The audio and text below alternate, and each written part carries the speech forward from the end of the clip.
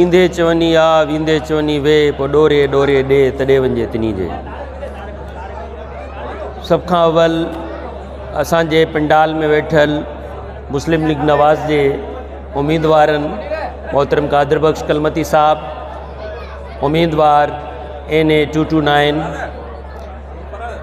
पीर हफ़ीज़ुल्लाह जान सरंदी, उम्मीदवार PS 85 ऐं उन सां गॾु आयल तमामु सथ खे दिलि जे गहराइयुनि सां भलीकार मुबारकबाद ऐं अल्लाह जे दर दुआ आहे त तव्हांखे इंशाअल्लाह सराही नसीब थींदी। ऐं तव्हांजे लाइ सिर्फ़ु चंद ॻाल्हियूं चवंदुसि। बुखारी साहब जे हिन शेर में हिकिड़ो मैसेज आहे।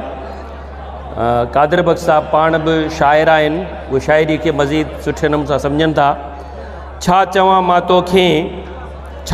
मां तोखे गुल चवां त विखरी वेंदे, दिलि चवां त टुटी वेंदे, सिज चवां त लही वेंदे, चंड चवां त ककरनि में लिकी वेंदे, मौसम चवां त बदिलजी वेंदे, मुसाफ़िर चवां त विछड़ी वेंदे। हली आ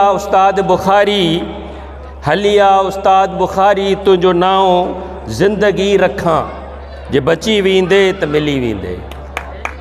हिन शेर में वॾो सबक़ु आहे, वॾी लर्निंग आहे। असांजा जेके मौजूद साथी जेके उम्मीदवार आहिनि उन्हनि जे लाइ हीउ शेर हो, उन्हनि खे मूं डेडिकेट कयो।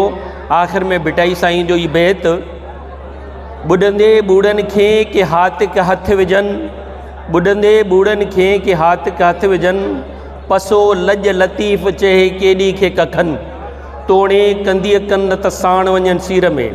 बिटाई सरकार फरमाए थो त पसो लज लतीफ़ चए त तो ॾिसो हया उन्हनि ॿूटनि खे जेके झील ऐं साहिल जे किनारे ते हूंदा आहिनि, उहे कमज़ोर ॿूटा हूंदा आहिनि, पर उन्हनि खे एॾी हया आहे, एॾी लज आहे, तोणे कंदीअ कनि न त उन मुसाफ़िर खे मंज़िल ते पहुचाईंदनि, न त साण वञनि सीर में।